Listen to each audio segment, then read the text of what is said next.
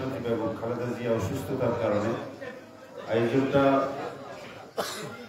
উদ্যোগী হয়ে করেছেন আমাদের আপনাদের সবার প্রিয় মানুষ, বিশেষ করে বাউলের কৃতি সন্তান, সঙ্গীতের কৃতি সন্তান আলহাজ মুস্তফা কামাল পাশা বাবু ভাই। ওনার আমন্ত্রণে আমরা যারা এখানে উপস্থিত হয়েছি সবাইকে আসসালামু আলাইকুম। আপনারা নিশ্চয়ই ভালো আছেন। আমি বেশি কথা বলবো না, আমাদের সদস্য সচিব অনেক কথা বলেছেন, আপনারা শুনেছেন। আমি কিছু বলতে গেলেও অনেকটা ঘুরে ফিরে সেই কথাই আসবে। আমি প্রথমে ধন্যবাদ জানাচ্ছি সন্দ্বীপের একটি ঐতিহ্যবাহী ইউনিয়ন বা ইউনিয়নের আজকে যারা এখানে উপস্থিত হয়েছেন, কারণ আমি ইতিমধ্যে বাউলিয়া ইউনিয়নের কথা বলবেন, কথা বলতে আসছো,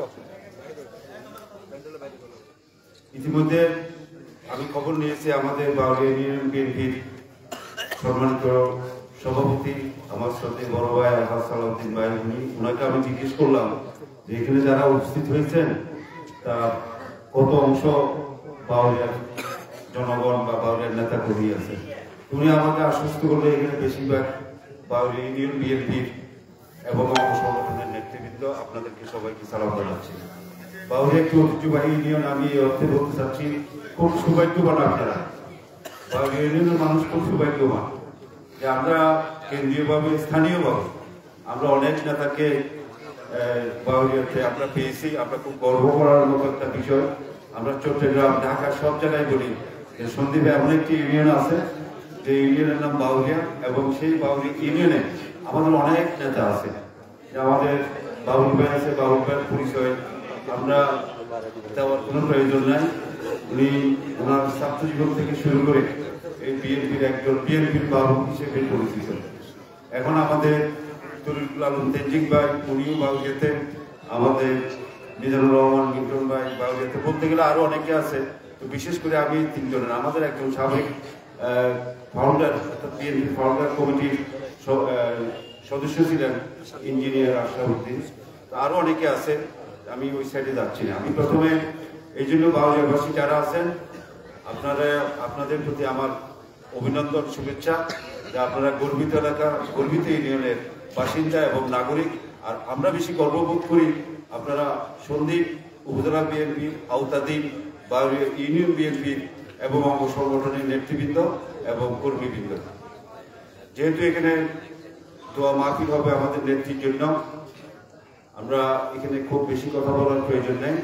ইনশাআল্লাহ সময়গুলো আমরা কথা বলবো। এখানে নিশ্চয়ই ওনার জন্য দোয়া হবে। একটি কথা বলে শেষ করব যে আগামীকালকে কেন্দ্রীয়ভাবে সারা বাংলাদেশে মসজিদে মসজিদে আমাদের নেত্রীর জন্য দোয়ার একটা কর্মসূচি ঘোষণা করা হয়েছে। এখানে আমরা অফিসিয়ালি রাষ্ট্রের মধ্যে আমাদের ইউনিয়ন বিএনপি প্রত্যেকটা ইউনিয়নের প্রেসিডেন্ট সেক্রেটারিকে আমরা অবহিত করব। এখানে যারা আমাদের ইউনিয়ন পর্যায়ে নেতৃবৃন্দ আছেন তাদেরকে অনুরোধ করব স্ব মসজিদে যাতে করে জুমার নামাজের সময় ইমামের সাথে কথা বলে আমাদের নেত্রীর জন্য অন্তত সামান্য সময়টুকু নিয়ে হলো যাতে একটা দোয়া করা হয়।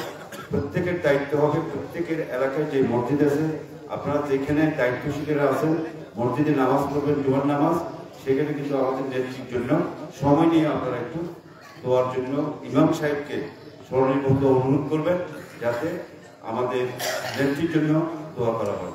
পাশাপাশি আমাদের সদস্য সচিব ইতিমধ্যে ঘোষণা করেছেন যে আগামীকাল বাদ জুমা আমাদের দলীয় অফিসে উপজেলা বিএনপি এবং তার অঙ্গ সংগঠনের যৌথ থেকে আমরা নেত্রীর জন্য আমরা দোয়া মাহফিলের আয়োজন করেছি। আপনারা উপস্থিত থাকবেন সেখানে। জুমার নামাজটা যদি আপনারা বাদ জুমাই আমরা করবো, জুমার নামাজটা আপনারা উপজেলা কেন্দ্রিক কোনো মসজিদে যদি আদায় করেন তাৎক্ষণিকভাবে নামাজটা শেষ করে আমাদের উপজেলা বিএনপির কার্যালয়ে আসবেন। সেখানে আমরা আমাদের সবাই মিলে আমাদের নেত্রীর জন্য আমরা দোয়া করব। আমি পরিশেষে আজকে বাবুল ভাই এত বড় একটা আয়োজন করেছে আমাদের নেত্রীর জন্য, আমাদের দলের যিনি প্রধান, যিনি আপসহীন নেত্রী, যাকে ধর্ম নির্বিশেষে বাংলাদেশের মানুষ অত্যন্ত শ্রদ্ধা করে, যারা বিএনপি নেতা কর্মীদের সমালোচনা করে, কিন্তু বর্তমান বাস্তবতা হচ্ছে তারা কিন্তু ম্যাডামকে কিন্তু সম্মান করে। এই যে বেগম খালেদা জিয়া বিএনপি চেয়ারপারসন, উনি যে সম্মানটা হয়ে দাঁড়াচ্ছেন, এটা আমাদের দলের জন্য গর্বের বিষয়। আর সেই দলের একজন কর্মী হিসেবে এটা আমরা গর্ববোধ করার মতো একটি বিষয়। সুতরাং আপনারা প্রার্থনে আমাদের নেত্রীর জন্য দোয়া করবেন, আল্লাহ যাতে ওনাকে দীর্ঘায়ু দান করে, সুস্থতা দান করে এবং আমাদের এই দলকে, এই দেশকে নেতৃত্ব দেওয়ার যে সুযোগটা ওনার সামনে আছে, সেই সুযোগটা যাতে পরম করুণাময় আল্লাহ তাআলা ওনাকে সুযোগটা যাতে দান করেন। পরিশেষে আপনারা যারা উপস্থিত হয়েছেন সবাইকে আন্তরিক প্রীতি, শুভেচ্ছা, ধন্যবাদ জানাচ্ছি।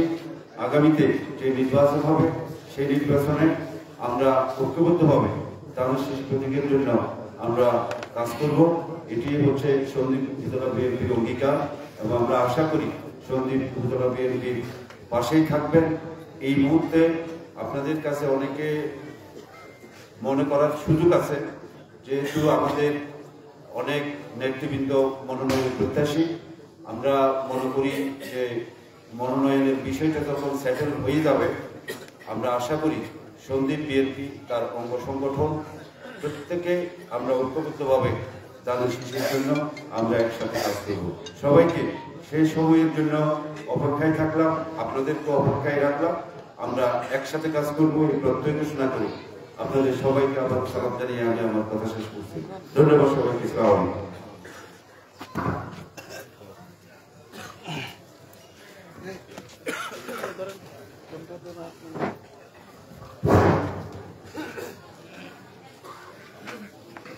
ধন্যবাদ জনাব আহ্বায়ক সন্দ্বীপ উপজেলা বিএনপি।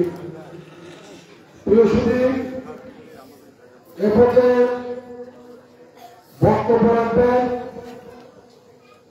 আজকে মিলাদ ও দোয়া মাহফিলের আয়োজক বাংলাদেশ জাতীয়তাবাদী দল যুক্তরাষ্ট্র শাখার বিপ্লবী সাধারণ সম্পাদক সন্দ্বীপ উপজেলা বিএনপির আহ্বায়ক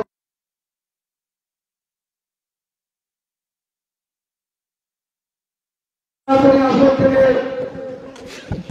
ধানের শীষের মনোনয়ন প্রত্যাশীদের আপনাদের এই সন্তান